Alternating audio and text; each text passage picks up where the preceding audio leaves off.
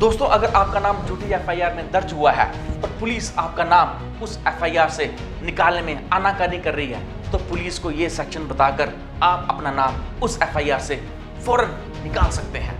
अगर आपके दोस्तों ने, रिश्तेदारों ने या मोहल्ले वालों ने आपके खिलाफ झूठी एफआईआर दर्ज करवाई है कि फलां डेट को आपने कोई मारपीट की या कोई चोरी की या कोई ऐसा कार्य किया कि आपके खिलाफ वहाँ एफआईआर झूठी दर्ज होती है, तो आप व्हाट्सएप चैटिंग, वीडियो रिकॉर्डिंग या सीसीटीवी रिकॉर्डिंग लेकर वहाँ जा सकते हैं और वहाँ एविडेंस बताकर आप अपना नाम उस एफआईआर से फौरन हटा सकते हैं। दोस्तों, इस केस में सबसे पहले आईओ अपॉइंट होता है, इन्वेस्टिगेटिंग ऑफिसर।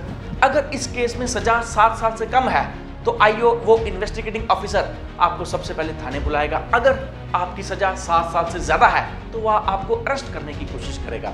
दोस्तों, अगर आपकी सजा 7 साल से कम है तो आप खुद पुलिस स्टेशन जाएं। अगर 7 साल से ज्यादा है तो आपको सबसे पहले बेल लेनी पड़ेगी, फिर आप इन्वेस्टिगेटिंग ऑफिसर के पास जाएं।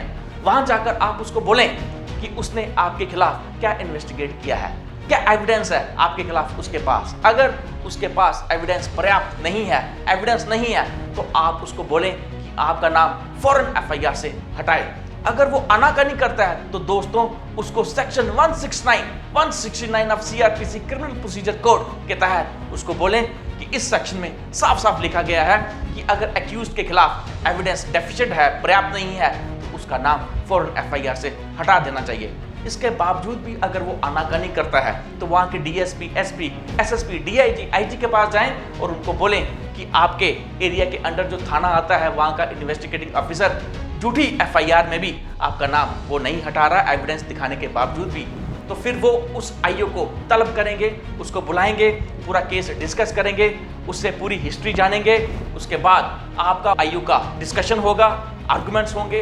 अगर आपके पास एविडेंस अच्छा है तो वो ऑफिसर्स उसको बोलकर आपका नाम वहां से हटा देंगे।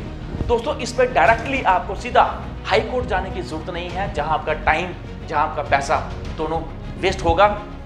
सबसे पहले निचले स्तर से आप अपना नाम वहां से हटाएं, उस एफआईआर से हटाएं। मान लीजिए आपका जो वकील है वो अच्छे से किसी कारणवश अच्छे से आपका केस प्लीड नहीं कर पाता, अच्छे से साक्ष्य उनको आगे जज साहब के आगे नहीं रख पाता, तो आपका नाम एफआईआर से नहीं हटेगा, जिसके कारण आपको आगे तकलीफ हो सकती है।